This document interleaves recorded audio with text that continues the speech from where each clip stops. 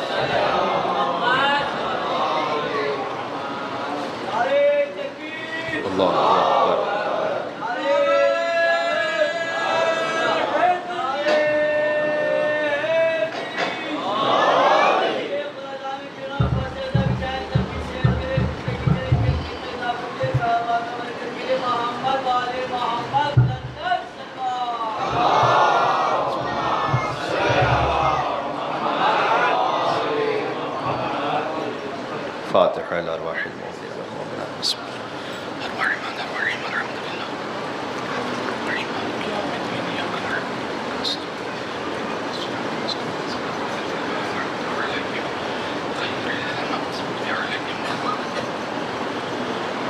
إن الله وملائكته يصلون على النبي يا أيها الذين آمنوا صلوا عليه وسلموا تسليما.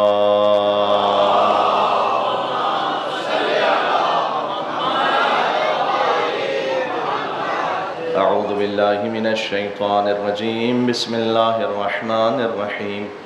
الحمد لله الأول بلا أول كان قبله والآخر بلا آخر يكون بعده الذي قصرت عن رؤيته أبصار الناظرين وعجزت عن نعته أوهام الواصفين والصلاة والسلام على أشرف الأنبياء والمرسلين حبيب إله العالمين العبد المرتضى والنبي المجتبى والرسول المصطفى سيدنا ونبينا وشفيع ذنوبنا وطبيب نفوسنا ومولانا بالقاسم محمد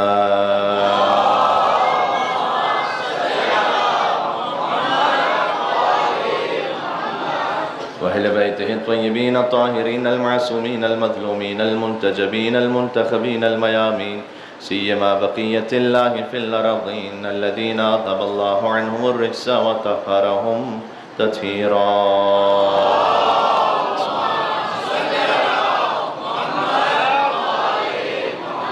رحمة الله على محبيهم واللعنة الدائمة على أعدائهم أجمعين. چونکہ افق آسمان پر محرم کا چاند نمودار ہو چکا، لہٰذا آج کی گفتگو کا آغاز میں نام امام حسین علیہ السلام سے کرنا چاہتا ہوں.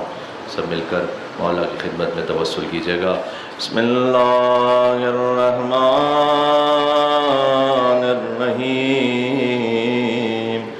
یا ابا عبداللہ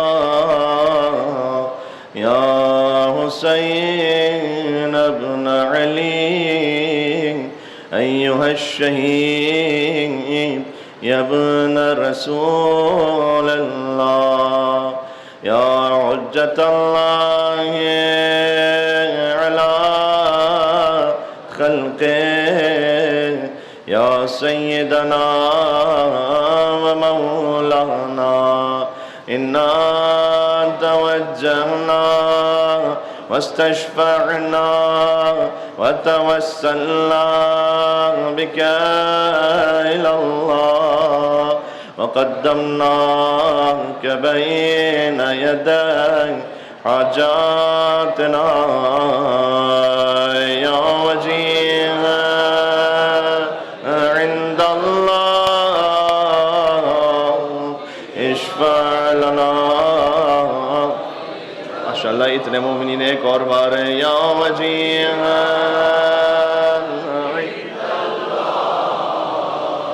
اشفع لنا. ایک بار ظہور امام کے لیے. یا وجیہ عند اللہ اشفع لنا عند اللہ. صلوات بر محمد و آل محمد. اللہم صل. قال اللہ تبارک و تعالی فی القرآن الکریم بسم اللہ الرحمن الرحیم ولولا نزل هذا القرآن على رجل من القریتین عظیم. نعرہ صلوات. اللہم صل.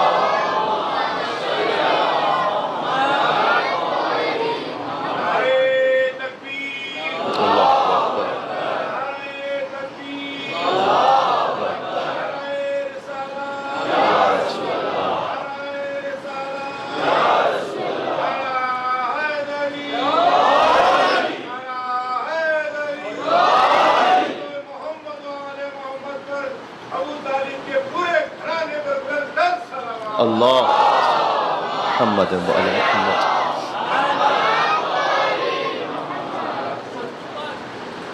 ائمہ علیہم السلام کا یہ دستور رہا کہ انہوں نے ہمیشہ محرم کا آغاز غم سے کیا. امام رضا علیہ السلام کا فرمان ہے کہ اذا دخل شہر محرم لا یرا بضاحکا. جیسے ہی محرم کا چاند طلوع ہوتا تھا تو حتیٰ کوئی میرے بابا کو ہنستا ہوا نہیں دیکھتا تھا. ہمیں اندازہ ہے کہ شاید ہی ہمارے انسانی بس سے باہر ہو. ہماری مجلس میں جو ایک خاص کیفیت ہوتی ہے وہ ہمیشہ قائم نہیں رہ پاتی. یہ میں اپنے آپ کے لیے بھی کہہ رہا ہوں، عرض کر رہا ہوں. لیکن امام کا طریقہ یہ ہوتا تھا کہ محرم الحرام جیسے ہی داخل ہوتا تھا تو وہ کوئی انہیں ہنستا ہوا نہیں دیکھتا تھا، بلکہ یہ کہ جیسے جیسے خود امام رضا علیہ السلام نے فرمایا کہ جیسے جیسے دن گزرتے جاتے تھے تو عاشور کے دن ان کا غم اپنے انتہا پر ہوتا تھا.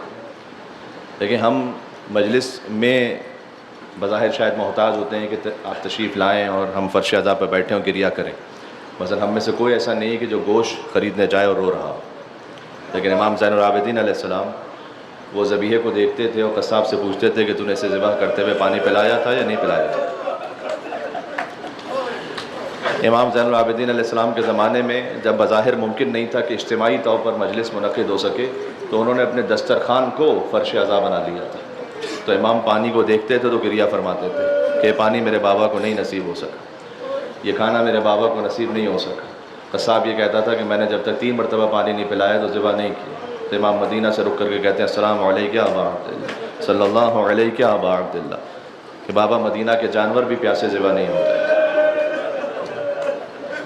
تو ائمہ علیہ السلام کی محرم میں خاص کیفیت ہوتی تھی. تو عرض کرنے کا مقصد یہ ہے کہ اگر ممکن ہو سکے تو کسی حد تک اس کیفیت کو اپنے اوپر ضرور رکھیے گا کہ بے جا ہنسی مذاق سے پرہیز کریں، بے جا ہنسنے سے پرہیز کریں اور اپنے آپ کو متصل رکھیں غم امام حسین علیہ السلام کے ساتھ، ادب کے ساتھ، احترام کے ساتھ. تو عزیزوں، ہم جب سلام کرتے ہیں تو ہمیں سلام کا طریقہ اور سلیقہ یہ سکھلایا گیا کہ السلام علی الحسین وعلی علی ابن الحسین وعلی اولاد الحسین وعلی اصحاب الحسین. بالخصوص ان 10 دنوں میں کم سے کم ایک مرتبہ یہ ضرور کیا کیجیے کہ زیر آسمان آپ تشریف لائیں اور کربلا کا رک کر کے 3 مرتبہ کہیں صلی اللہ علیہ یا ابا عبداللہ صلی اللہ علیہ یا ابا عبداللہ صلی اللہ علیہ یا ابا عبداللہ. لیکن جب حضرت حجت سلام کرتے ہیں اپنے جد کو تو وہ ان کے جسم کے ایک ایک حصے کو الگ الگ سلام کرتے ہیں.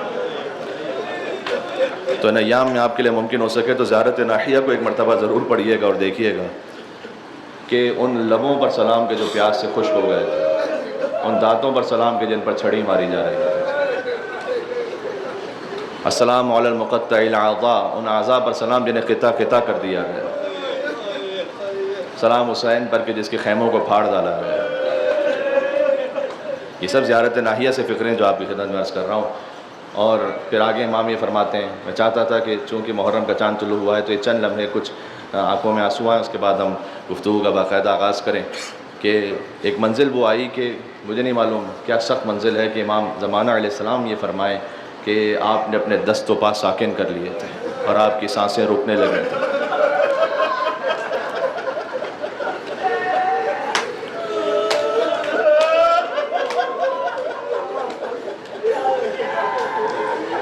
میں آپ کی خدمت میں ایک بات عرض کروں، خدا آپ کی آوازوں پر رحمت نازل فرمائے، کوئی غم نہ عطا فرمائے سوائے غم ابا عبداللہ حسین علیہ السلام کی. یہ میری اپنی دعائیں نہیں ہیں. امام صادق علیہ السلام جب سجدے میں جاتے تھے تو دعا دیتے تھے، وارحم الصرخۃ التی کانت لنا، پروردگار تم چیخوں پر رحم فرما کہ جو ہمارے غم میں بلند ہوتی ہیں. اللہ اکبر. اگر ایک خاص لمحے کا واسطہ دینا ہو اللہ سبحانہ و تعالیٰ کی بارگاہ میں سمجھتا ہوں کہ چونکہ خود یہ حدیث میں تعبیر ہے اس لیے میں استعمال کر رہا ہوں، ورنہ میں جرأت نہ کرتا کہ وَإِنَّهُ ذُبِحَ كَمَا يُذْبَحُ الْكَبِشُ، کہ حسین کو ایسے ذبح کیا گیا کہ جیسے بھیڑ بکری کو ذبح کیا جاتا ہے۔ یہ خود کلام علی ابن موسیٰ رضا علیہ السلام ہے کہ حسین کو ایک گوسفند کی طرح ذبح کیا گیا۔ تو اگر آپ اس فقرے کو جوڑ لیں زیارت ناحیہ کے اس جملے کے ساتھ تو سمجھ میں آتا ہے کہ جب کسی گوسفند کو ذبح کیا جائے تو شروع میں اس میں حرکت ہوتی ہے، اس میں جنبش ہوتی ہے، وہ ہاتھ پیر اپنے ہلا رہا ہوتا ہے وہ گوسفند، لیکن ایک منزل یہ آتی ہے کہ بس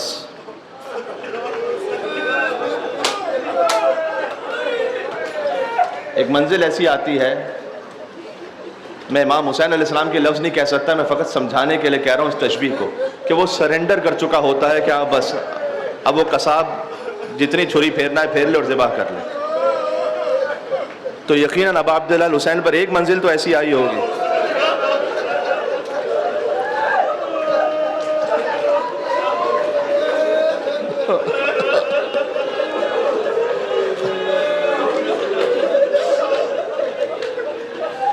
ایک منزل تو یقیناً ایسی آئی ہوگی کہ آپ نے اپنے دست و پا ساکن کر لیے، گویا ذبح کی منزل بالکل قریب تھی اور حسین نے اپنے دست و پا روک لیے تھے۔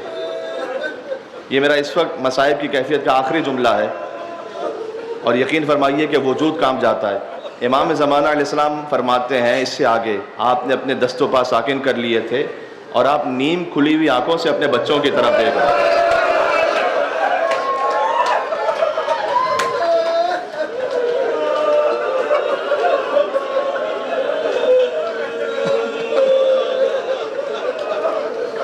آپ نیم کھلی ہوئی آنکھوں سے، یعنی امام حسین کی آنکھیں کبھی کھلتی تھیں تھوڑی سی بند ہوتی تھیں، ان آنکھوں سے آپ سکینہ کی طرف دیکھ رہے تھے، آپ اپنے بچوں کی طرف دیکھ رہے تھے۔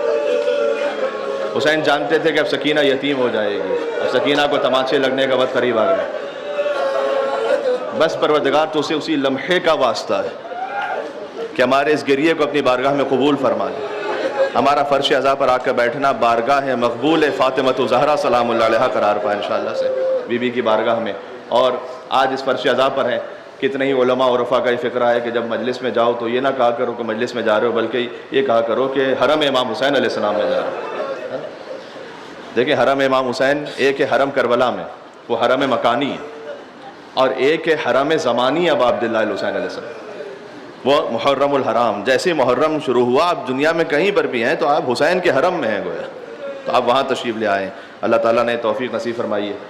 اور خود یہ امام علی ابن موسیٰ رضا علیہ السلام کا فرمان ہے، اس سے پہلے یہاں سے وہاں تک آپ اتنی تعداد میں موجود ہیں، یہ جو آنسو ہماری بارگاہ ہماری آنکھوں سے بہیں اب عبداللہ الحسین کی بارگاہ میں، اس کی قبولیت کے لیے فاطمۃ الزہرا اور ان کی اولاد پر ایک بلند تر جری تر صلوات بید محمد اور محمد علیہ السلام صلی اللہ علیہ وسلم۔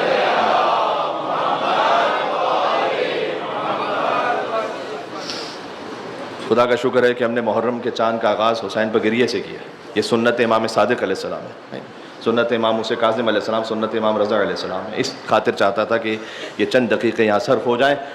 غور کیجیے گا کہ خود امام نے فرمایا ہے کہ من جلس مجلسن، جو ایک ایسی مجلس میں بیٹھا ہو کہ یحیی فیہ امرنا، جہاں ہمارا امر زندہ ہو جائے۔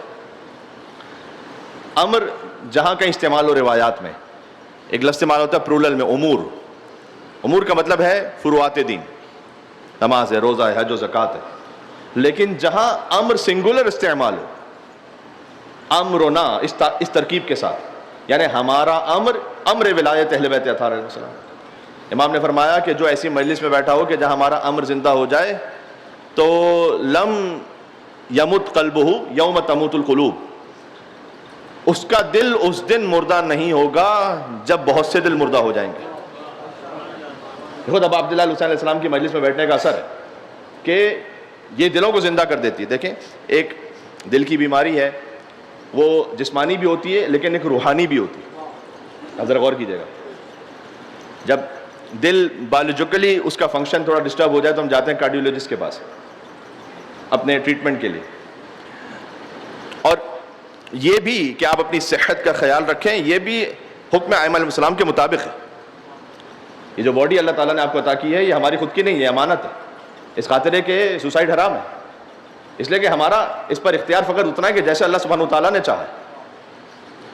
اگر میرا جسم میری مرضی یہ ٹائٹل اس فارم میں یوز ہو کہ میں جو چاہوں وہ کروں تو نہیں. اللہ کا جسم اللہ کی مرضی، اللہ کا عطا کردہ جسم اور اللہ ہی کی مرضی، تو اس پر اللہ کی مرضی ہے، میری اپنی مرضی بھی نہیں ہے. میں اپنی مرضی سے نہیں کر سکتا کچھ. تو غور کیجیے گا کہ اس خاطر ہے کہ اس کی حفاظت واجب ہے. اور یہ ائمہ علیہ السلام کے واقعات میں بھی چونکہ علم و اخلاق ائمہ علیہ السلام ہمارا موضوع ہے، تو اس میں جو ان کا علم ہے اس کا تعلق فقط علم فقہ یا علم حدیث یا علم تفسیر یا ان جیسے موضوعات سے نہیں ہے. تو آپ صادق علیہ محمد علیہ السلام کے مناظرات دیکھیں تو آپ کو یہ معلوم ہوگا کہ ان کے پاس نصرانی طبیب آ کر گفتگو کر رہا ہے. تو امام نے خود صحت کے لیے، کیونکہ اس نے آ کے پوچھا کہ کیا آپ کے مذہب میں، آپ کی کتاب میں اور آپ کے نبی نے کوئی طب کے بارے میں بیان کیا ہے، میڈیکل سائنس کے بارے میں کچھ بیان کیا ہے؟ دیکھیں ایک بڑا گریک فزیشین گزرا ہے، جالینوس اس کا نام تھا، آج سے تقریباً 1800 سال پہلے. تو اس کا جو نام تھا، اس کی جو طب ہے وہ آج سے 1000 سال پہلے تک بھی حرف آخر اس کا سمجھا جاتا تھا، یورپ میں اسپیشلی. تو وہ اس مکتب کو فالو کرنے والا نصرانی طبیب وہ آیا ہے صادق علیہ محمد کے پاس، اور پہلی دفعہ اس کی امام سے ملاقات ہو رہی. تو اس نے کہا کہ کیا آپ کے قرآن میں کوئی طب کے بارے میں ہے؟ تو امام علیہ السلام نے آیت پڑھی کہ کلوا واشربوا ولا تسرفوا. اللہ نے قرآن میں کہا ہے کہ کھاؤ پیو لیکن اسراف نہ کرو.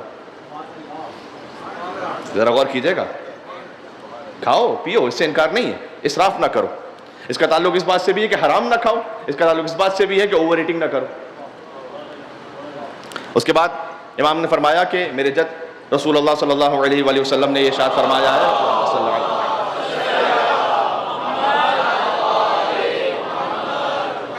کہ المعدۃ بیت کل داء، کہ جو اسٹمک ہے انسان کا وہ ہر بیماری کا گھر ہے. والحمیہ، اور ڈائٹ پرہیز کرنا وہ ہر دوا کی بنیاد ہے. کاش میں اس بات کو تھوڑا سا اور آپ کے سامنے ایلوبریٹ کر سکوں. آج کی جو میڈیکل سائنس یہ کہہ رہی ہے کہ خالی آپ کی فزیکل فٹنس نہیں، آپ کی مینٹل فٹنس بھی ہے. دیٹ مینس کہ جو ڈائٹ فقط یہ نہیں کہ جو آپ کھا رہے ہیں، ڈائٹ وہ بھی ہے کہ جو آپ دیکھ رہے ہیں. ہے آپ کے پاس بات پہنچ رہی ہے میں کیا کہہ رہا ہوں؟ ڈائٹ آپ کی وہ بھی ہے کہ جو آپ سن رہے ہیں، ڈائٹ آپ کی وہ بھی ہے کہ جس کے ساتھ آپ بیٹھ رہے ہیں. اس خاطر ہے کہ اپنی صحبت کو اچھا رکھیں. اگر خود گناہگاروں کے ساتھ بیٹھیں گے کہ جو ویسے گناہوں میں مبتلا ہیں کہ جو فاسق و فاجر ہوتے ہیں، تو خود بخود آپ کی گویا وہ ڈائٹ ہے، آپ ان کی جو باتیں سن رہے ہیں آپ کے وجود پر اس کا اثر ہو رہا ہے. تو اپنی محفل کو پاکیزہ رکھیں. بات سمجھ آ رہی؟ تو امام نے فرمایا کہ میرے جد نے کہا ہے کہ ڈائٹ زیادہ نہ کھانا اور پرہیز کر لینا، معدے کو تھوڑا خالی چھوڑ دینا، یہ ہر شفا کی بنیاد ہے. تو جانتے اس کا جواب کیا تھا اس نصرانی طبیب کا؟ اس نے جواب یہ دیا کہ ما ترک ربکم ولا نبیکم لجالینوس طبا، کہ آپ کے رب نے اور آپ کے نبی نے طب جالینوس کے لیے کچھ چھوڑا ہی نہیں ہے، جو کچھ تھا وہ پورا کا پورا بیان کر دیا ہے آپ کے رب نے. ایک مل کے صلوات بھیجیں صادق علیہ محمد امام جعفر صادق علیہ السلام پر صلی اللہ.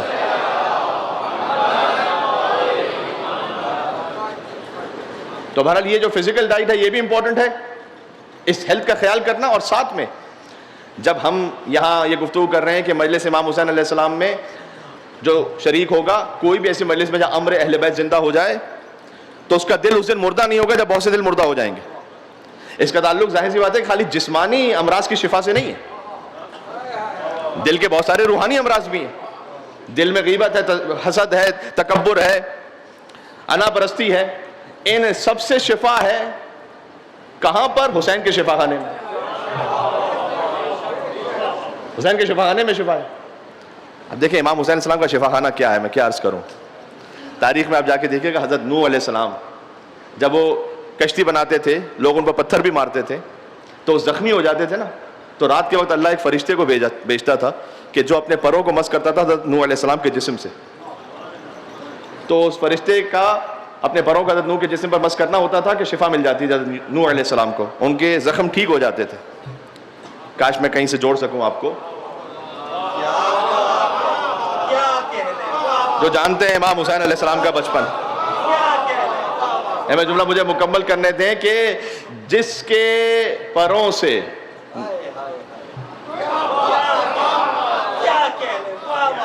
جو فرشتوں کے پروں سے شفا پا جائے اسے نبی کہتے ہیں، جس کے گہوارے سے مس ہو کر فرشتے کو پر مل جائے اسے حسین کہتے ہیں.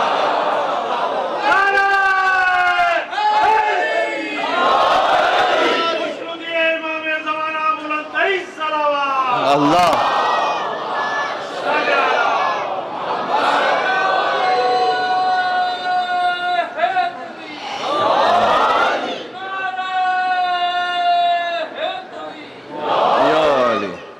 بات واضح. فطرس پرو بغیر بہت ہی اداس تھا، آ کر میرے حسین سے بنوا کے لے گیا، اور جنت کو اس قدر کیا سستا حسین نے، اور آ کے اپنی جھولی کو پھیلا کے لے گیا. سبحان اللہ. تو یہ امام حسین علیہ السلام کا وہ شفا خانہ ہے جہاں خالی جسمانی امراض کی شفا نہیں ہے، جہاں روحانی امراض کی شفا ہے. اس لیے کہ امام حسین علیہ السلام گویا آپ جب ذکر امام حسین میں ہے تو ذکر رسول اللہ صلی اللہ علیہ وآلہ وسلم میں. حسین منی وانا من حسین کا مطلب کیا ہے؟ میں آپ سے عرض کرتا ہوں کہ تاریخ میں جو کچھ کہا گیا کہ حضور نے فلاں فلاں فلاں شخصیات کے لیے بیان کیا، میں نہ ان کا نام لینا چاہتا ہوں نہ اس تاریخ میں جانا چاہتا ہوں. جو کچھ آپ کہتے ہیں تمام مسلمانوں سے دستبستہ عرض کر رہا ہوں کہ حضور نے بیان کیا یا گڑھ لیا گیا کہ حضور نے کہا ہے. جو کچھ بیان کیا حضور نے یا بیان نہیں کیا لیکن منسوب ہو گیا کہ حضور نے یہ کہا ہے، وہ سب لے آئیے، وہ سب کا سب لے آئیے. جو گڑھ لیا گیا وہ بھی لے آئیے. یہ سب ملا کر حسین کی اس ایک فضیلت کے سامنے ٹھہر نہیں سکتا کہ حسین منی وانا من حسین. ایک مل کے صلوات بیتے نام ابا عبداللہ الحسین علیہ السلام.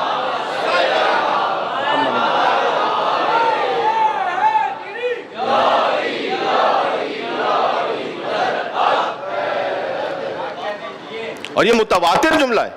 یعنی آپ شیوخات بخاری سے پوچھئے، تلامیذ بخاری سے پوچھئے، حتیٰ یہ کہ خوارج اور نواسب ان سے پوچھئے کہ کیا رسول اللہ نے فرمایا تھا یا نہیں فرمایا تھا.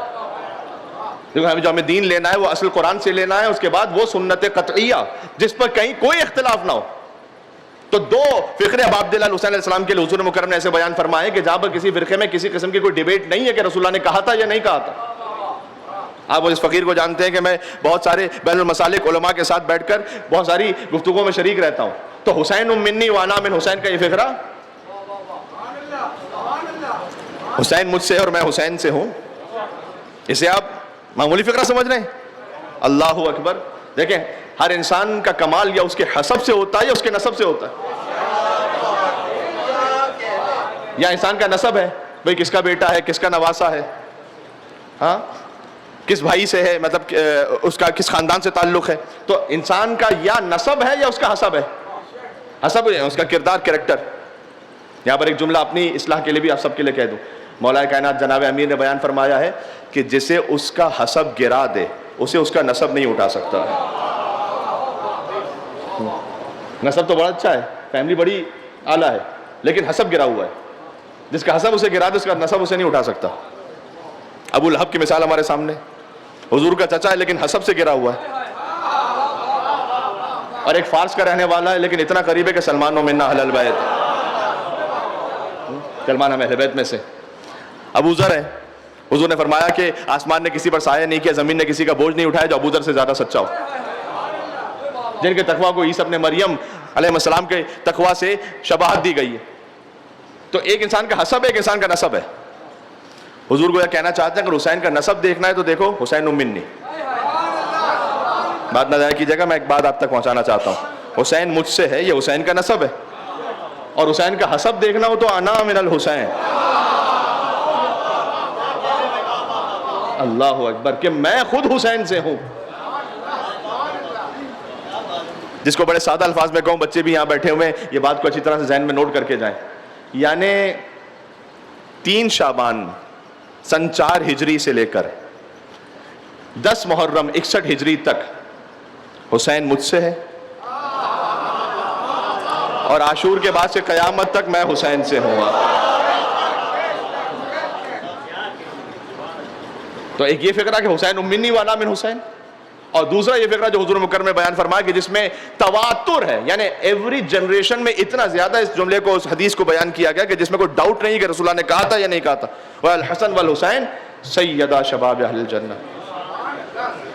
جنت کے جوانوں کے سردار ہیں۔ سید کا لفظ استعمال کیا ہے، سید ہیں جنت کے جوانوں کے۔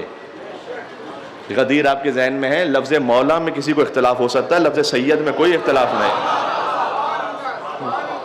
لفظ مولا میں ڈاؤٹ کو کریٹ کر سکتا ہے کہ مولا کا مطلب آقا تھا یا دوست تھا، یعنی واقعاً کتنی کم نصیبی کی بات ہے کہ اگر حضور نے فرمایا ہو کہ جس کا میں دوست ہوں اس کا علی دوست ہے۔ حضرت ابراہیم جو حضور سے کم مرتبے کے نبی ہیں، ان کا لقب ہے خلیل اللہ، یعنی ابراہیم کا دوست تو اللہ ہو اور مصطفیٰ کا دوست ہر ایک بن کے بیٹھ جائے۔ ایک مل کے صلوات بے نام ہے حیدر کرار علی ابن ابی طالب علیہ الصلوۃ والسلام پر سلام۔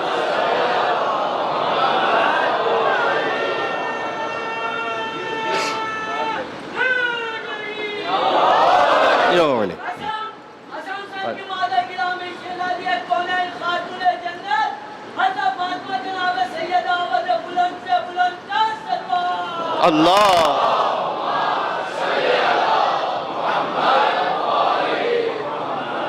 تو یہ شب یکم محرم الحرام اس تمہیدی گفتگو میں آپ کی خدمت میں عرض کرنا چاہتا ہوں کہ مجلس امام حسین میں جب آپ تشریف فرمایا ہے، گویا مجلس رسول اللہ صلی اللہ علیہ وسلم میں تشریف فرمایا۔ حسین اور رسول میں ایسی یگانگت ہے کہ حسن حسین جنت کے جوانوں کے سردار ہیں۔ تو ذرا غور کیجئے گا کہ جب ہم ائمہ علیہ السلام کے علم اور اخلاق پہ بات کرتے ہیں، جب ہم کہ آپ کو امام حسین علیہ السلام سے جوڑنے کی بات کریں، تو جو زائرین انشاءاللہ عاشور پہ تشریف لے جائیں یا اربعین پہ تشریف لے جائیں، زیارت کی توفیق کے لیے مل کر اور صلوات بھیجیے گا محمد و آل محمد علیہ السلام، اللہم صلی علیہ۔ تو یاد رکھیں کہ امام حسین علیہ السلام در حقیقت ہمیں خدائے متعال سے جوڑ دیتے ہیں، اس لیے کہ باب اللہ ہے، اس لیے کہ صادق آل محمد نے فرمایا کہ جب جاؤ حسین ابن علی کی قبر کے پاس تو 7 مرتبہ کھڑے ہو کے کہو۔ یہ معمولاً زائرین شاید یہ عمل نہ کرتے اس لیے کہ یہ کم معروف ہے۔ صادق آل محمد نے فرمایا کہ جب قبر حسین کے پاس جاؤ تو 7 مرتبہ کھڑے ہو کے یہ کہو کہ سبحان اللہ والحمد للہ ولا الہ الا اللہ واللہ اکبر۔ 7 مرتبہ یہ کہو، تسبیحات 4 پڑھو، سبحان اللہ والحمد للہ ولا الہ الا اللہ واللہ اکبر، اور پھر کہو لبیک داعی اللہ۔ بظاہر شاید اسی سے لبیک یا حسین کا وہ نعرہ بنا ہے، کیونکہ صادق علیہ محمد کا فرمان ہے کہ لبیک داعی اللہ، لبیک داعی اللہ۔ یہ بھی 2 مرتبہ امام نے فرمایا کہ اے اللہ کی طرف دعوت دینے والے حسین لبیک،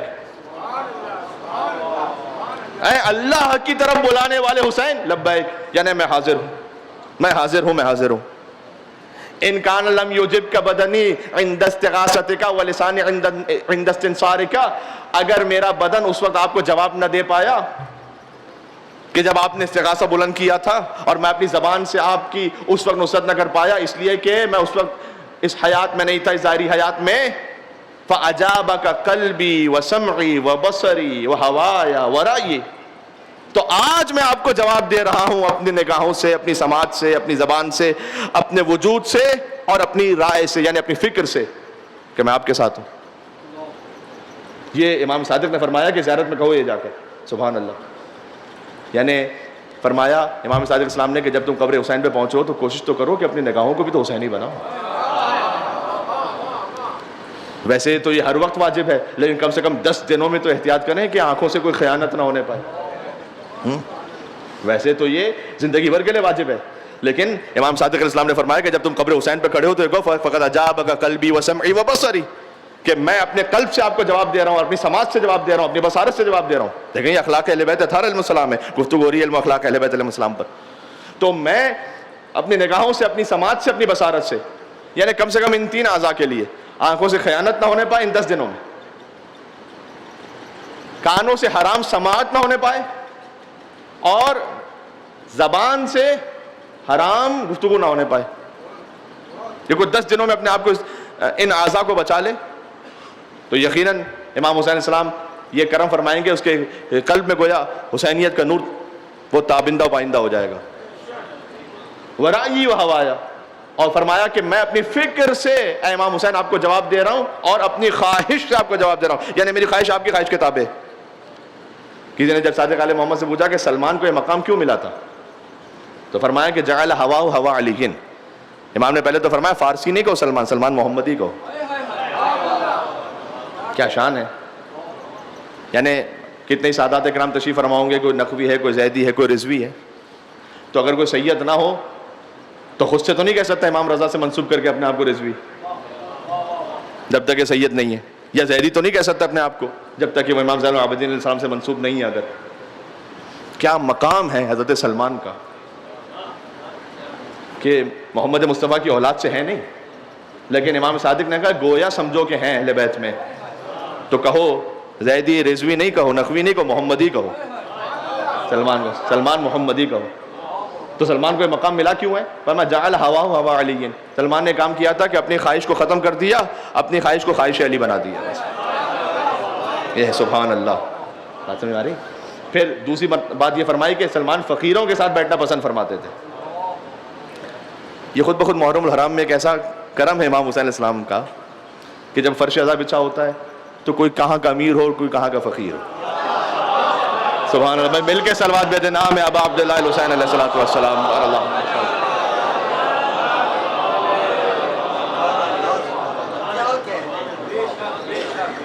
یہ جو نیاز و تبرک کی سنت ہے یہ بھی تو حسین کے دادا ابو طالب علیہ السلام سے چلی.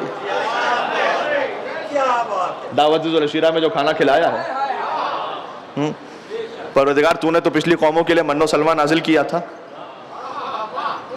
تو اپنے حبیب کے لیے بھی اس قوم کے لیے بھی من و سلوہ نازل کر دے, کوئی غذا کا اہتمام کر دے.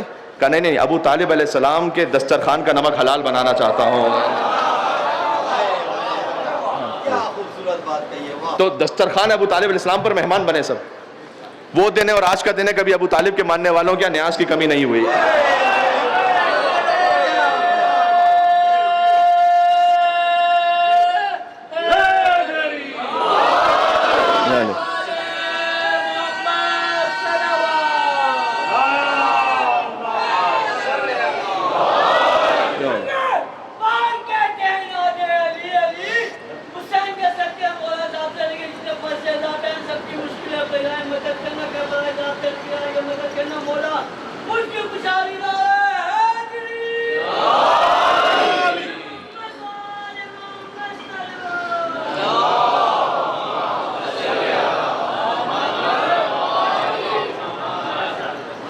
دیکھیں بالکل ابتدا اشرا میں ایک بات گزارش کر دوں, یا تو نعرہ لگائیں نہیں, یا ایسے لگیں کہ شاہ نجف راضی ہوں آپ سے اس کیفیت میں. اس کا ایک ادب ہے.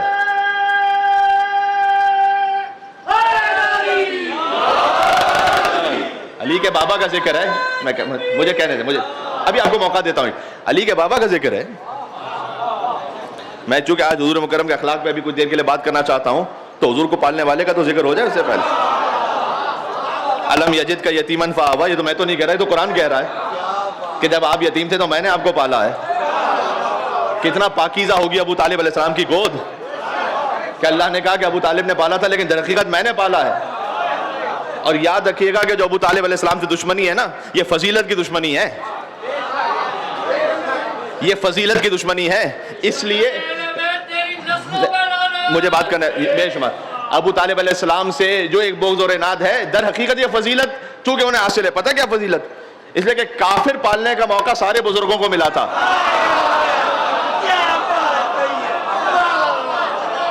پھر سے کہہ رہا ہوں, کافر پالنے کا موقع تو بہت سے بزرگوں کو ملا تھا, محمد پالنے کا موقع سوائے علی کے باپ کے کسی کو نہیں ملا تھا.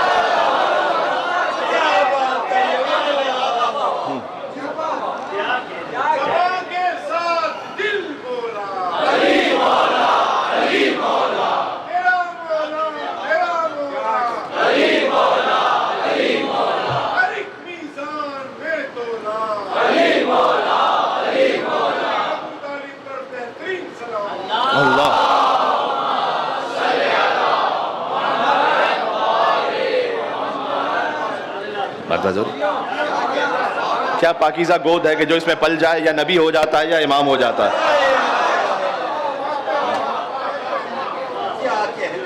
پھر اللہ سبحانہ وتعالیٰ نے ابو طالب علیہ السلام کو سلسلہ بھی عطا فرمایا. طالب، عقیل، جعفر، علی ابن ابی طالب.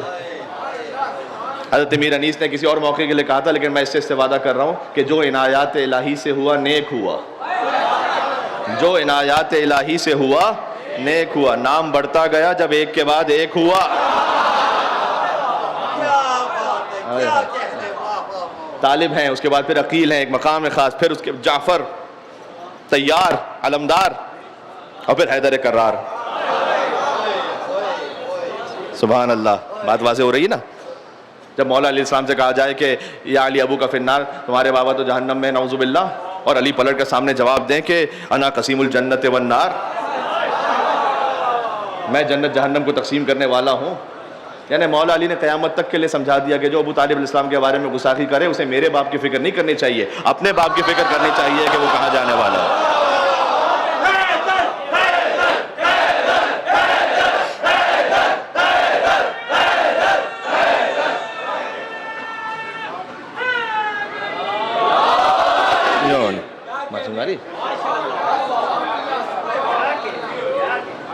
تو ابو طالب علیہ السلام کے دسترخوان کی بات ہو رہی تھی. تو وہاں سے جو دعوت ذو العشیرہ سے دسترخوان چلا، جو آج تک ایسا جاری و ساری ہے. میں نے کہا کہ امیر اور غریب کا فرق ختم کر دیتی ہے مجلس امام حسین علیہ السلام. یہ اخلاق اہل بیت اطہار علیہ السلام ہے کہ یہاں امیر بھی فقیر بن کر بیٹھنا پسند کرتا ہے، اور فقیر بھی حسین کا امیر بن کے یہاں سے کھا کے چلا جاتا ہے. ایک اور صلوات دے تو نام ہے ابا عبداللہ الحسین علیہ السلام کا بلندتر محمد وال محمد.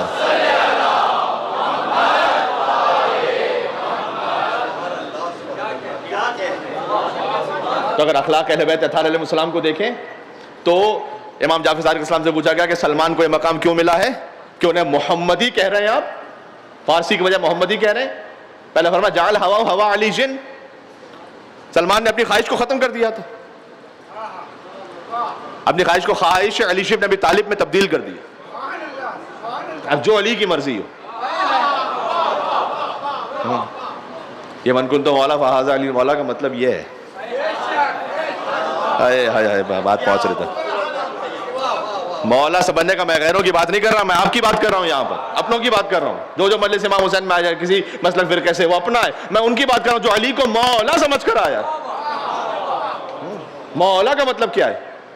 مولا کا مطلب یہ جیسے سادہ الفاظ میں ڈیفائن کیا جاتا ہے کہ ہمارے اپنے نفس سے زیادہ اختیار علی ابن ابی طالب علیہ السلام کا، بلکہ اس کی اصلاح کر لوں میں خود، ہمارا اپنا اختیار ہی کہاں ہے؟ جو اختیار ہے وہ اختیار ہے علی ابن ابی طالب علیہ السلام. یہ ہے مولا سمجھنے کا مطلب. تو جب ہم قبر امام حسین علیہ السلام پہ جا رہے ہیں، آپ کو چاہیے عربی یاد رہ سکے نہ رہ سکے، لیکن آپ اس اردو کو یاد رکھ لیں. فقط اجابک قلبی و سمعی و بصری و رأیی و ہوایا. اے ابا عبداللہ حسین علیہ السلام، میں آپ کی خدمت میں آیا ہوں اور میں جواب دے رہا ہوں آپ کی صدا استغاثہ پر. یہ امام صادق علیہ السلام نے فرمایا ہے. اپنے قلب سے، اپنی سماعت سے، اپنی بصارت سے، اپنے انٹلیکٹ سے، اپنی فکر سے، اور وہ ہوایا اور اپنی خواہشات سے. یعنی یہ سب تابع ہے حسین ابن علی کے. اللہ اکبر. یعنی 10 دنوں میں کم سے کم آنکھوں سے خیانت نہ ہو. عرض کر رہا ہوں، یہ 10 بستہ عرض کر رہا ہوں. اور زبان سے حرام گفتگو نہ ہو، اور کانوں سے حرام سماعت نہ ہو، اور دل میں حرام خیال نہ آئے. اگر یہ 10 دن کے لیے بھی ہم نے اپنے آپ کو پاکیزہ کر لیا تو یقین فرماؤں کہ پھر حسین خود ہی سنبھال لیں گے انشاءاللہ سے. یہ اتنا بڑا کریم گھرانہ ہے، کریم ابن کریم ہے ابا عبداللہ حسین علیہ السلام. تو یہ تو 10 دن کے لیے تو ایک تربیت گاہ ہے نا، اس فرش ادا پر آ جانا. تو مجلس میں اپنے آپ کو فقط مجلس میں حسینی نہ سمجھے، بلکہ جیسے آپ مجلس سے باہر جا رہے ہیں، دوسری مجلس میں جا رہے ہیں، اس کے بعد صبح آپ اپنے کسی جاب پر ہیں، اپنی آفس، کیونکہ ہمارے مذہب میں اور عیسائیت میں جو فرق ہے وہ یہی ہے. دیکھیں اس وقت جو ایتھیزم پوری دنیا میں ہے، اس ایتھیزم میں ایک مشکل یہ ہے کہ حتیٰ جو کرسچینٹی کی پریکٹس کرنے والے تھے، اب جو نوجوان نسل ہے وہ اس کو چھوڑ رہی ہے، اس لیے کہ اس میں لاجک نہیں ہے. اس دین میں بعض مرتبہ وہ تحریف شدہ دین، ود ڈیو ریسپیکٹ، بہت ساری انجیل کی آیتوں میں وہ لاجک انہیں سمجھ میں نہیں آتی، اس لیے وہ چھوڑ رہے ہیں اسے. تو اگر بہت زیادہ وہ پریکٹسنگ رہ بھی گئے تو کتنا پریکٹسنگ رہ گیا ہے. ہم وہ نہ کریں کہ جو انہوں نے کیا، کہ اگر بہت زیادہ اس نے اپنے آپ کو مذہب سے جوڑ کر بھی رکھا تو وہ سنڈے کو آ کر چرچ میں گویا یہ کہہ رہا ہے کہ السلام علیکم، یہ میں اپنے الفاظ میں کہہ رہا ہوں، ہیلو گاڈ، اور اس نے آ کے عبادت کی اور جو اپنے ریچولز انجام دینے سے جب واپس جانے لگا تو good bye God, see you next week. اب ایک ہفتے تک جو میں نے کرنا وہ میں نے کرنا، اس کا رب سے کوئی تعلق نہیں. دین یہ نہیں، دین ہے 24/7. آپ مولا کے غلام فقط چند لمحوں کے لیے 24/7 ہے. آپ جو غدیر کا پیغام ہے وہ کیا ہے؟ وہ 24/7 ہے. تو کوئی لمحہ ہمارا ایسا نہیں کہ ہم دین سے خارج ہیں ہم. تو وہ جو اخلاقیات اس کا تعلق فقط مجلس امام حسین علیہ السلام سے نہیں ہے. اب یہاں سے باہر نکلیں، میری مائیں بہنیں جو سن رہی ہیں، حجاب کرنا واجب ہے تو مجلس میں تو اوجب ہے، لیکن اس کے علاوہ بھی واجب ہے. اس لیے کہ ہم سب غلام اہل بیت علیہ السلام ہیں، ہم کنیزان ہیں سیدہ سلام اللہ علیہا. تو اگر ہم امام کو حاضر و ناظر جان رہے ہیں تو اس کا مطلب یہ ہے کہ امام فقط مجلس میں حاضر ہوتے ہیں جہاں کہیں موجود ہیں. سبحان اللہ. تو اس بات کا خیال رکھیں، یہ اخلاق اہل بیت علیہ السلام بہت اہم ہے. تو عزیزوں، اور آہستہ آہستہ میں آج کے تک بات کو اپنے ایک مقام تک لے جاؤں. تو کل ہم نے گفتگو کی تھی تھوڑا سا علم کے بارے میں کہ کاف ہا یا عین صاد حروف مقطعات، اگر قرآن سے علم چاہیے تو آنا پڑے گا اہل بیت کے در پر، اور واقعی اگر اخلاق چاہیے آنا پڑے گا در اہل بیت اطہار علیہ السلام پر. سورہ اعراف کی آیت نمبر 199 ذہن میں رکھیے گا. یہ سورہ اعراف آیت نمبر 199، اللہ سبحانہ وتعالیٰ نے فرمایا ہے کہ خذ العفو وامر بالعرف واعرض عن الجاہلین. یہ 3 حکم دیے سرکار ختمی مرتبت کو کہ خذ العفو. یہ فیملی لائف کے لیے بڑا ضروری ہے، اس کو اپنے ذہن میں بٹھائیے گا. اگر کوشش کر سکا میں تو فیملی لائف کے اخلاق پر بھی بات کرنے کی کوشش کروں گا، اس لیے کہ جو اس وقت شیطان کا سب سے بڑا حملہ ہے وہ خاندانوں پر ہے، خاندان ٹوٹ رہے ہیں.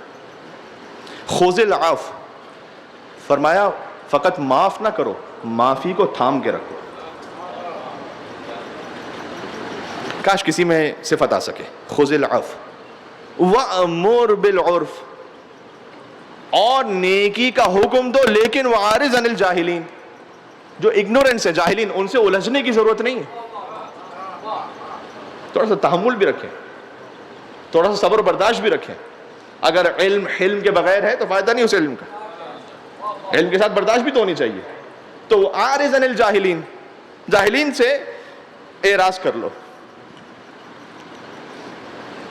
امیر المومنین آپ نے فقط فاتح بدر و خیبر و حنین سن رکھا ہے نا، علی کا ذرا یہ رخ بھی سنیے گا. امیر المومنین تشریف لے جا رہے ہیں، کسی نے سب و شتم کیا مولا علی پر، سر جھکاتے ہوئے ایک شعر پڑھا علی نے. یہ پڑھا کہ خدا کی قسم میں جانتا تھا کہ اس نے مجھ سے کہا ہے، لیکن حسن ظن رکھا کہ شاید مجھے نہ کہا. یہ ہے علی ابن ابی طالب علیہ الصلوۃ والسلام. حق بنتا ہے یہاں پر بلندر صلوات بے نام حیدر کرار علی ابن ابی طالب. یہ بھی علی.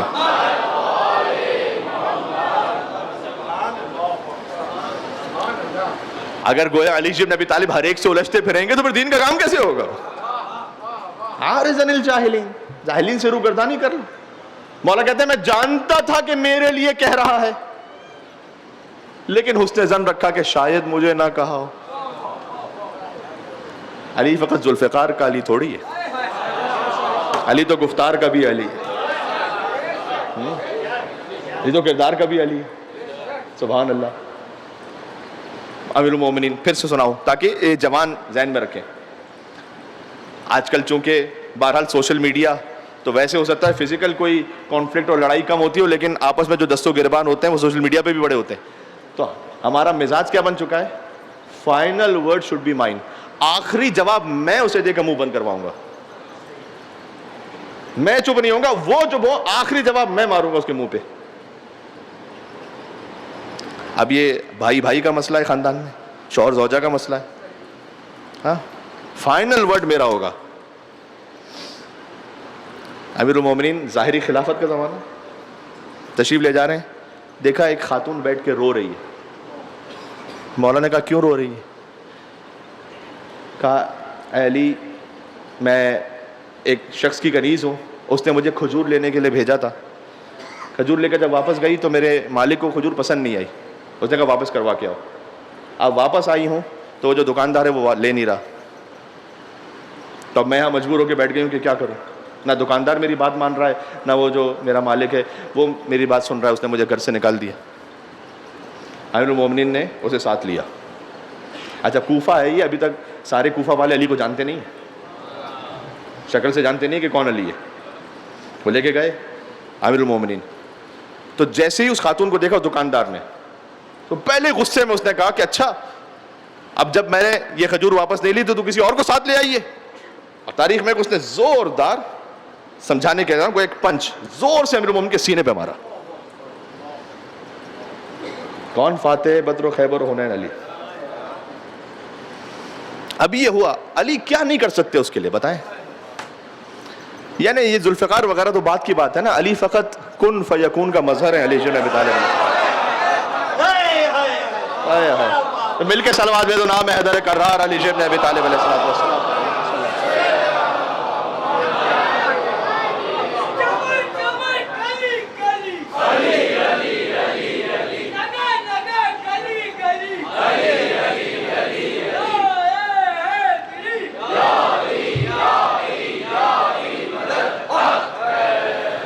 میرے ساتھ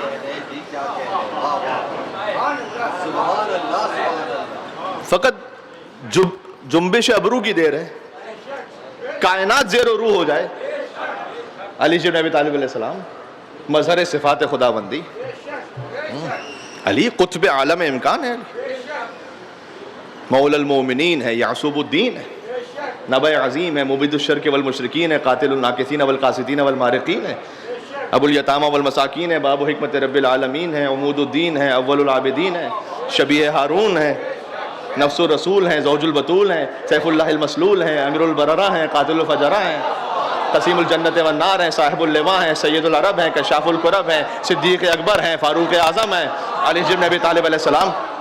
علی کرار ہے، غیر فرار ہے، برادر جعفر طیار ہے، عازم الاحزاب ہے، قاسم الاسلاب ہے، معز الاولیاء ہے، مذل الاعداء ہے، اخدب الخطباء ہے، قدوۃ اہل الکساء ہے، امام الائمۃ والاتقیاء ہے۔ علی طالبی ہے، مکی ہے، مدنی ہے، عروۃ الوثقیٰ ہے، مصباح الدجا ہے، ابن عم المصطفیٰ ہے، موضع سر اللہ ہے، باب و حکمت اللہ ہے، ید اللہ ہے، عین اللہ ہے، لسان اللہ ہے، اور حب علی رحمت اللہ ہے، اور بغض علی لعنت اللہ ہے۔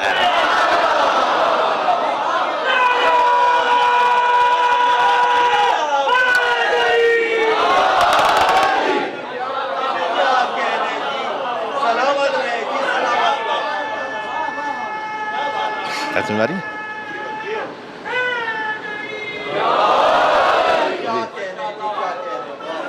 وہ علی بن ابی طالب، اللہم صلی علی محمد و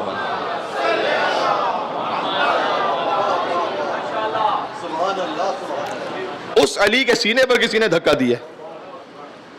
یعنی اگر میری کوئی چھوٹی سی یہاں اوقات بن جاتی ہے تو میں پھولا نہیں سماتا ہوں کہیں پر، اور کسی نے کچھ کہہ دیا تو میں پلٹ کر جب تک کہ نانی اماں یاد نہ دلا دوں مثلاً، تو میں تو چین سے نہیں بیٹھوں گا۔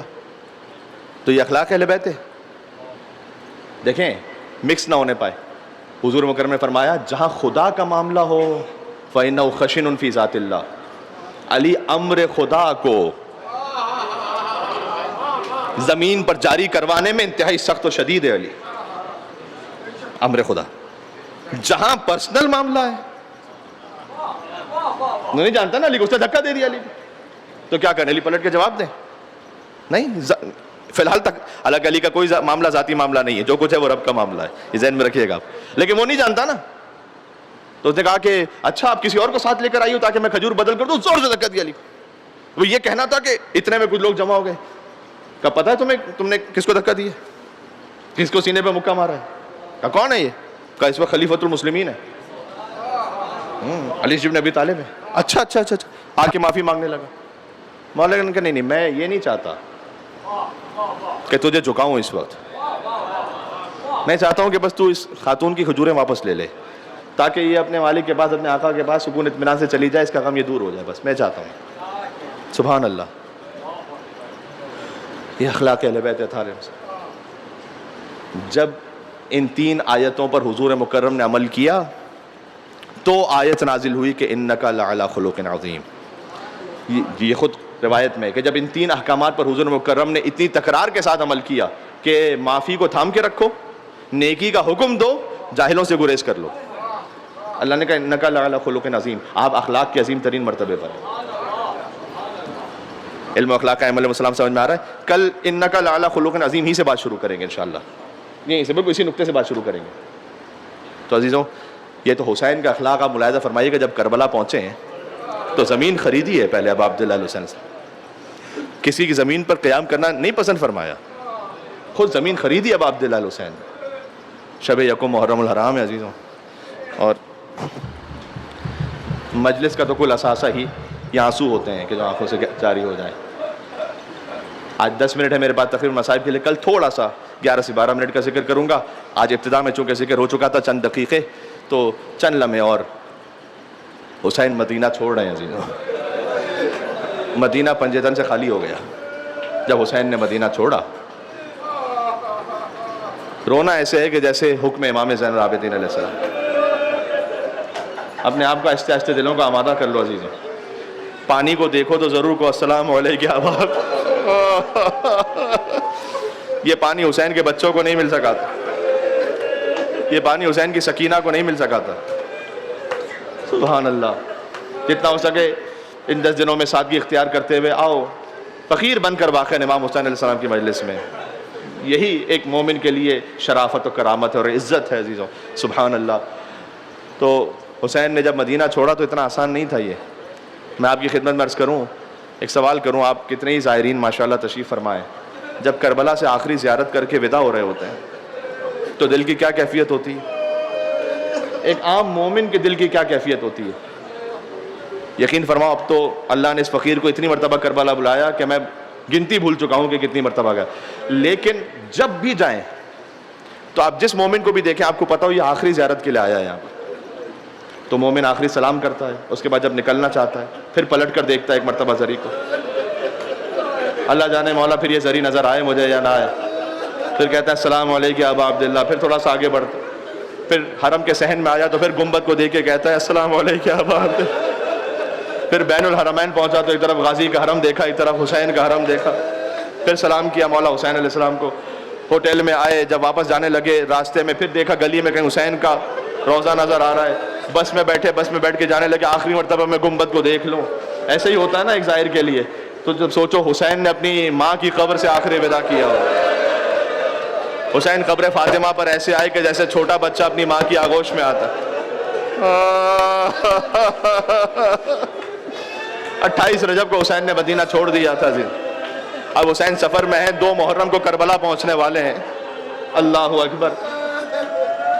26 رجب کو حاکم مدینہ نے ولید نے بلایا تھا امام حسین کو، اور بلا کر یہ کہا کہ اب یزید تخت خلافت پر ہے، اور اس نے بیعت کا مطالبہ کیا ہے۔ دیکھو واقعات کو بڑا مختصر کر دیا میں نے۔ بنی ہاشم کے جوانوں سے امام نے کہا تھا کہ کوئی دربار میں اندر نہ آئے، میں اکیلا جاؤں گا، لیکن اگر میری آواز بلند ہو جائے تو پھر تمہیں اختیار ہے کہ تم دربار میں آنا چاہو۔ امام نے کہا کہ بیعت کا معاملہ یہ رات کی تاریکی میں تو کیا کرے گا، کل دن میں بات کریں گے کہ بیعت کا زیادہ حقدار کون ہے۔ یہ کہہ کر امام نکلنا چاہتے تھے کہ مروان وہاں بیٹھا ہوا تھا۔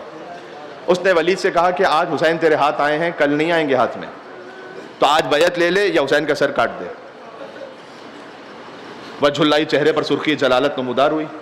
امام نے غضب کی نگاہوں سے دیکھا مروان کو، کہ یبن الزرقاء، اے نیلی آنکھوں والی کے بیٹے، اتقتلنی ام ہوا، تو مجھے قتل کرے گا یا اس میں اتنی جرأت ہے کہ مجھے مارے گا؟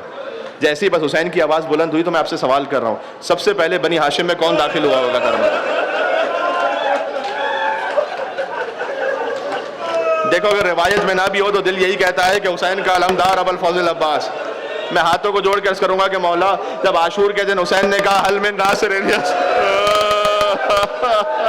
کون تھا کہ جو حسین کی نصرت کو آتا؟ عباس کا لاشا فرات کے قریب تڑپ رہا تھا۔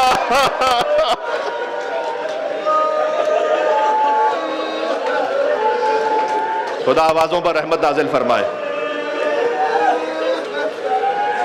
حسین بنی ہاشم کے جوانوں کے ساتھ باہر نکلے اور پہنچے بیت الشرف میں۔ اب یہ مولانا اظہر حسن زیدی صاحب کچھ مصائب کا بیان کرتے تھے، کچھ میں نے بزرگوں سے سنا ہے، کچھ زبان حال ہے، گویا خواہر امام حسین سجدے میں ہے کہ پروردگار میرے بھیا کی طرف خیر ہو۔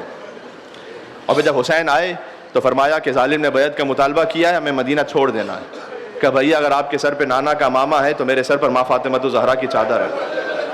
آئیے اس جہاد کو تقسیم کر لیتے ہیں۔ کربلا کا میدان آپ کے حوالے، شام کا بازار زینب کیا بھیا کربلا میں بہن آپ کے ساتھ ساتھ ہوگی، کیا شام میں بھائی بہن کے ساتھ ہوگا؟ عجب نے حسین نے جواب دیا ہو میرا لاشا تو کربلا میں رہ جائے گا لیکن حسین کا کٹا ہوا سر کوفہ اور شام کے بازاروں میں زینب کے ساتھ ساتھ جائے۔ 27 رجب کو بار بار آتے ہیں نانا کی قبر پر۔ نانا، مجھے یاد ہے نانا مدینہ کی ان گلیوں میں مجھے اپنے کندھوں پہ بٹھایا کرتے تھے۔ نانا آپ میرے لیے سواری بنا کرتے تھے، ناکا بن کر میں آپ کے اوپر بیٹھ جاتا تھا ناکا۔ نانا مجھے مدینہ کی گلیوں میں پھرایا کرتے تھے۔ اب مدینہ حسین کے رہنے کے قابل نہیں رہا۔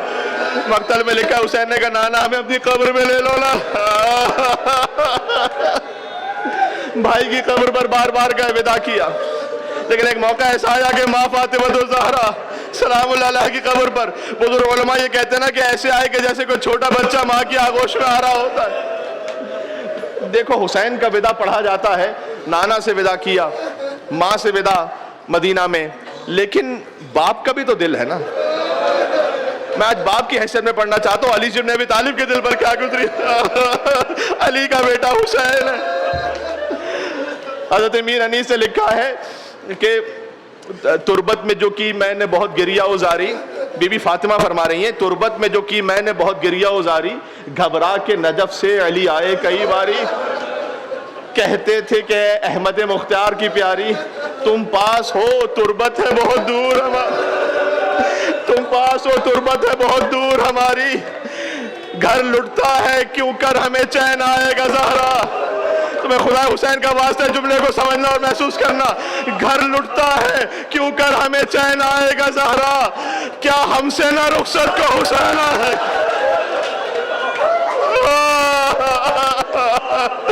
کیا ہم سے نہ رخصت کو حسین آئے گا زہرا، علی کے دل میں تمنا اور طلب رہے گا۔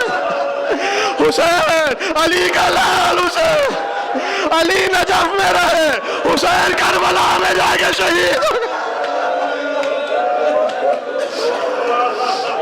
جزاک اللہ۔ چند دقیقوں کی اور زحمت ہے، اور یہ زحمت نہیں ہے رحمت ہے، امام حسین کے غم میں جتنا رو لو عزیزوں۔ بس پھر بنی ہاشم کے جوانوں سے کہا سامان سفر تیار کرو، اور 28 رجب کو دیکھیں حضور کے جو صحابہ تھے وہ تھے مدینہ میں، ان میں سے ایک صحابی ہیں، ان کے لیے کہا جاتا ہے کان لا یسمع صوت الرعد، ان کے کان وہ اس طرح سے سنتے تھے کہ وہ بجلی کے کڑکنے کی آواز بھی سن نہیں پاتے تھے۔ 28 رجب کو اپنی زوجہ سے کہتے ہیں کہ محلے بنی ہاشم سے کن بیویوں کے رونے کی آواز آ رہی ہے؟ بیویاں ایک کے بعد ایک۔ دیکھو اب کچھ باتیں اگر تفصیل کے ساتھ مقتل میں نہ بھی لکھی ہوں تو فطرت کی بات تو ہے نا۔ کتنے جوان یہاں بیٹھے ہوئے ماشاءاللہ بڑی تعداد میں۔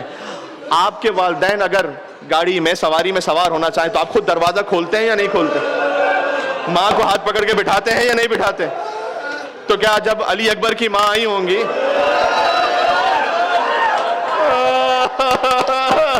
حسین کے جوان علی اکبر نے اپنی والدہ کو سوار کروایا، جب بی بی ام فروا آئی تو قاسم ابن حسن نے آگے بڑھ کے سوار کروایا، جب ام کلثوم آئی تو علی کا شیر ابو الفضل عباس آگے بڑھا۔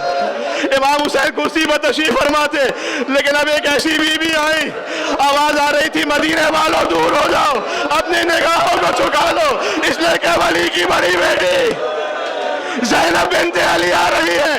ایک طرف سے حسین بڑھے، ایک طرف سے عباس بڑھے، ایک طرف سے علی اکبر بڑھے۔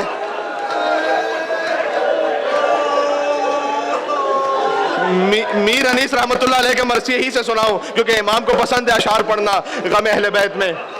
پہنچی جو ہی ناقے کے تری دختر حیدر، خود ہاتھ پکڑنے کو بڑھے شبت پیمبر، اور فضا تو سنبھالے ہوئے تھی گوشہ چادر، تھے پردہ محمل کو اٹھائے علی اکبر، فرزند کمر بستہ چپ و راست کھڑے تھے۔ اللہ اکبر، عجب گریے کا موقع ہے یہ۔ فرزند کمر بستہ چپ و راست کھڑے تھے اور نالین اٹھا لینے کو عباس کھڑے، نالین اٹھا لینے کو عباس کھڑے تھے۔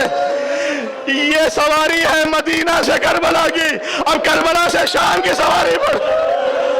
ایک دن تو مہیا تھا یہ سامان سواری، ایک روز تھے وہ گر تھے نیزے لیے ناری، پردہ تھا نہ محمل نہ ہودج نہ ہماری، اور بے پردہ تھی وہ حیدر کرار کی بھی۔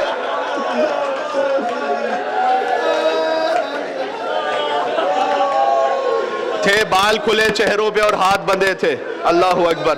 یہ میر علی سے لکھا. تو اس وہ کیفیت یہ آئی کہ بی بی زینب ایسے چلی. آخری جملہ سن لو, یہ میں یہاں پر تمام کر دوں گا. دیکھو حسین اللہ جانے سکینہ کو جو لے گئے وہ زیادہ بڑی مصیبت ہے, یا ایک بیٹی کو چھوڑ گئے وہ زیادہ بڑی مصیبت. متاخرین نے لکھا ہے, مرثیوں میں موجود ہے, حسین اپنی ایک بیمار بیٹی کو چھوڑ کر گئے. ابھی مدینہ سے آگے چلے تھے کہ عباس نے آ کر کہا مولا کچھ دیر کے لیے سواری روک لیجئے گا. کہا عباس ابھی تو مدینہ سے چلے ہیں. کہا مولا ذرا وہ پلٹ کر دیکھیے گا. ایک چھوٹی سی معصوم بچی, مہلن مہلن یا ابھی, بابا آہستہ ذرا, بابا بابا آہستہ بابا. حسین اترے. اگر بی بی زینب نے سفارش بھی کرنا چاہی ہو تو گویا حسین نے ایسے کہا کہ اے زینب تم تو جانتی ہو کہ میری ہر اولاد یا نانا رسول اللہ کی شبیہ ہے یا بابا علی کی شبیہ ہے, لیکن میری یہ بیٹی فاطمہ الزہرا کی شبیہ ہے. حسین سب برداشت کر لے گا لیکن تصویر فاطمہ الزہرا کوفہ اور شام کے بازاروں میں پھر آئی جائے, یہ حسین سے ضبط نہیں ہو پائے گا.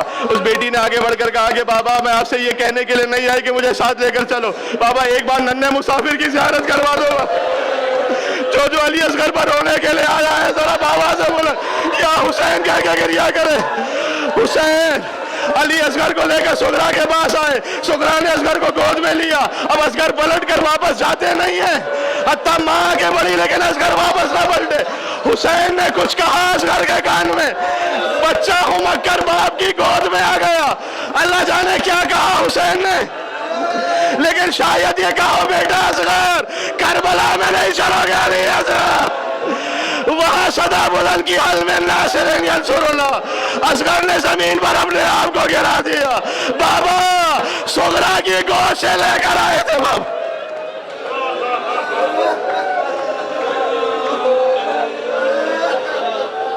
صلی اللہ علیہ یا ابا عبداللہ.